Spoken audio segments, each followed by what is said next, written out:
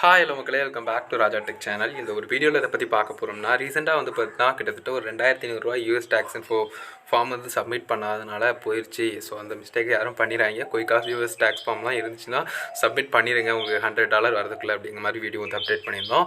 அதில் இன்னொரு இஷ்யூவும் சொல்லியிருந்தோம். அதாவது கிட்டத்தட்ட வந்து பார்த்தீங்கன்னா பேலன்ஸ் இருக்கிற அந்த 8000 சம்திங் அமௌண்ட்டும் எனக்கு இன்னும் கிரெடிட் ஆகலை. ஏன்னா அதுக்கும் ஒரு மெசேஜ் வந்திருக்கு, இந்த மாதிரி நீங்கள் வந்து அந்த குறிப்பிட்ட விஷயம் பண்ணணும் அப்படிங்கிற மாதிரி, ஃபாரின் கரன்சி வர்றதுனால நீங்கள் இந்த விஷயம் பண்ணணும் அப்படிங்கிற மாதிரி ஒரு சில மெசேஜ் வந்து வந்திருந்தது.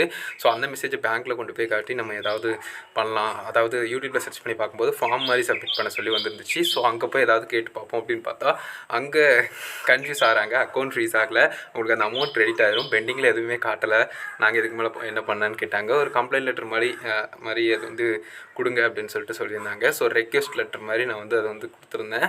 அதற்கான ஸ்க்ரீன்ஷாட்டு கூட, அந்த ஃபோட்டோஸ் கூட நான் வந்து ஆட் பண்ணுறேன். ஸோ இந்த மாதிரி வந்து பார்த்தீங்கன்னா குறிப்பிட்ட ஆட் பண்ணி கொடுத்தேன். நேற்று கொடுத்துருந்தோம்னா இன்றைக்கி அமௌண்ட் வந்து கிரெடிட் ஆகிருக்கும்.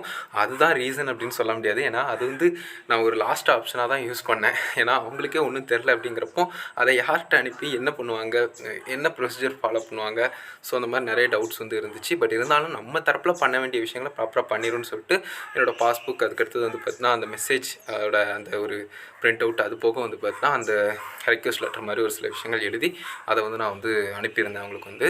ஸோ அடுத்த நாளே எனக்கு வந்து கிரெடிட் ஆகிடுச்சு, பிரச்சனை இல்லை, அமௌண்ட் எல்லாமே ப்ராப்பராக வந்துருச்சு.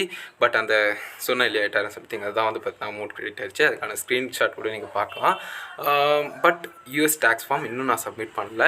அதாவது ரிவ்யூவில் தான் இன்னும் இருக்குது, என்ன ஆக போகுது அப்படிங்கிறது தெரில. பட் இருந்தாலும் மேக்ஸிமம் வந்து பார்த்தீங்கன்னா இன்னொரு விஷயத்தை அப்டேட் பண்ணணும்னு நினச்சேன். ஸோ பிரச்சனை இல்லை, இந்த ஒரு அமௌண்ட் கிரெடிட் ஆகிடுச்சு. ஸோ இது போக வந்து பார்த்தீங்கன்னா உங்களுக்கும் இந்த மாதிரி இஷ்யூ வந்துச்சுன்னா ஜஸ்ட் இந்த மாதிரியான ஆப்ஷனை யூஸ் பண்ணி பாருங்கள். இதனால தான் வந்துச்சு அப்படிங்கிறது இல்லை, பட் நம்மளால் என்னென்ன முடியுமோ, அவங்க தெரிலங்கிறப்ப நம்ம என்ன பண்ண முடியும்.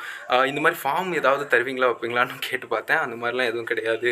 அமௌண்ட் வந்திருக்குன்னா கொஞ்சம் கிரெடிட் ஆயிரும், கொஞ்சம் ஒரு 2-3 நாளில் கிரெடிட் ஆயிருங்கிற மாதிரி சொன்னாங்க. அடுத்த நாளே கிரெடிட் ஆயிடுச்சு.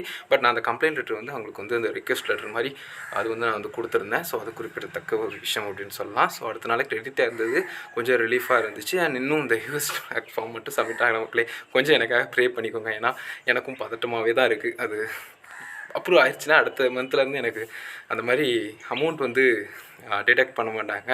ஸோ அது ஒரு ரிலீஃபாக இருக்கும் அப்படின்னு சொல்லலாம். மற்றபடி எதுவும் இல்லை மக்களே, இதை தான் அப்டேட் பண்ணணும் அப்படின்னு நினச்சேன். அண்ட் அதுக்கான ப்ரொசீஜர் நான் என்ன பண்ணேங்கிறத சொல்லணும்னு நினச்சேன். ஏன்னா அங்கே பேங்க் சைடில் போய் கேட்கும்போது அவங்களுக்கு ஒன்றுமே புரியல, அக்கௌண்ட் ஃப்ரீஸ் ஆகலை, ஸோ மற்றபடி அமௌண்ட் வந்ததுன்னா வந்துடும், எதுவும் பிரச்சனை இல்லை, இதுக்கு என்ன பண்ணணுங்கிறதுலாம் எங்களுக்கு தெரில அப்படிங்கிற மாதிரி சொல்லியிருந்தாங்க.